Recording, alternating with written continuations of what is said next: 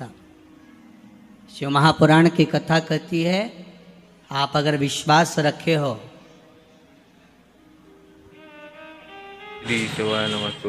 सफेद आंकड़े की जड़, जिस नारी का संतान नहीं हो, गर्भ नहीं ठहरा हो, सफेद आंकड़े की जड़, जिस देव अधिदेव महादेव की कथा जिस तुम्बरुका जी ने श्रवण कराई है, शंकर भगवान जिनके सामने बैठकर शिव पुराण की कथा सुन रहे हैं, उन तुम्बरुका जी का नाम लेकर शिवलिंग पे से 21 बार घुमाकर मंदिर में ही कमर पर 7वें दिन रजस्वला धर्म के जो बांध लेता है और एक पीपल का पत्ता अवधूतेश्वर महादेव का नाम लेकर शंकर पर चढ़ाकर उसको गाय के दूध में उकाल कर रात्रि को दोनों पति पत्नी अगर पीकर सोते हैं, 3 महीने में भगवान भोलेनाथ उसकी गोद भर देते हैं। ये शिव कथा,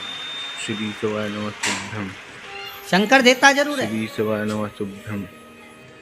माता अंजना के यहाँ स्वयं शिव महापुराण की कथा कहती है, स्वयं शास्त्र वर्णन करता है, माता अंजना माता के गर्भ से संतान नहीं हुई। 42 वर्ष की माता अंजना हो गई थी और 42 वर्ष की होने के बाद भी माता अंजना के गर्भ से संतान नहीं थी। जब संतान नहीं हुई तब बार बार निवेदन करा महाराज केसरी से, तब नहीं संतान हुई तब अपने पिता से जाकर निवेदन करा। पिताजी गौतम बाबा से निवेदन करती है माता अंजना कि मेरे गर्भ से संतान नहीं, मुझे औलाद नहीं, क्या करूं? तब गौतम बाबा ने कहा एक पार्थिव शिवलिंग का निर्माण करो, मिट्टी का शिवलिंग बनाओ, उसकी पूजन करो। और माता अंजना उस मिट्टी के शिवलिंग के पूजन में ऐसी लीन हो गई, ऐसी लीन हो गई कि मिट्टी का शिवलिंग का निर्माण करती, पूजन करती। एक बार देवाधिदेव महादेव ने कह दिया, जाओ पार्वती जरा जाकर पूछो कि अंजना को चाहिए क्या,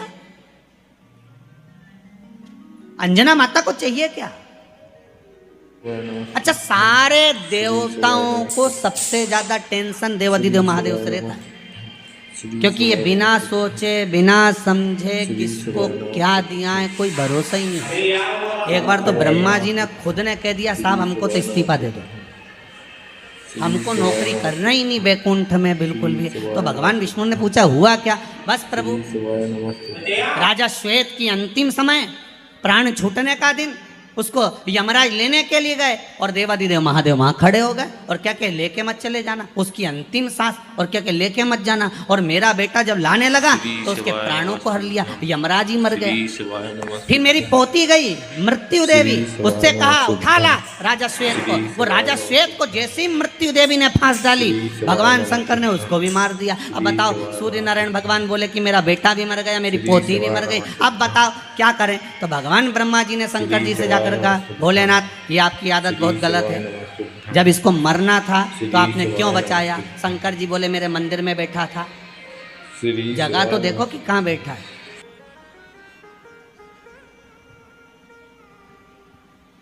ब्रह्मा जी ने भगवान विष्णु से कहा, हमको ये काम नहीं करना, आप तो हमारा इस्तीफा स्वीकार करो। भगवान विष्णु ने शंकर जी से कहा, भोलेनाथ जी अब इनके बेटे को, सूर्य नारायण के पुत्र को और पोती को जीवित करो। शंकर भगवान करे, एक शर्त पर जीवित करूंगा, जहां मेरा भजन हो रहा हो, जहां मेरी कथा हो रही हो, अगर कोई महामृत्युंजय मंत्र का जाप कर रहा हो, श्री शिवाय नमस्तुभ्यम जप रहा हो, शंकर का पंचाक्षर मंत्र नमः शिवाय जप रहा हो, शंकर जी कहते हैं उस समय पर मृत्यु उसको ना घेरे।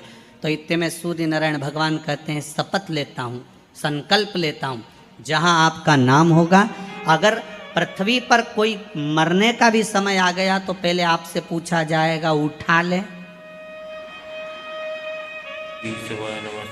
तुम बोलोगे तो बात दूसरी है। शंकर जी बोले हम बताएंगे तो उठाना, हम बोल दें। अगर ये शंकर जी का नाम जप रही है और पड़ोसन नी जप रही है तो हम इशारा कर देंगे बाजू वाली को उठा। तुम टेंशन मत लेना, तुम तो शिव जप। अब क्या सोचना, अब सोचो क्या, इसलिए शिव का धीमा बजाओ भोलानाथ डमरू। राधे राधे दोस्तों, पंडित प्रदीप मिश्रा जी की ऐसी वीडियो देखने के लिए हमारा चैनल सब्सक्राइब करें। राधे राधे।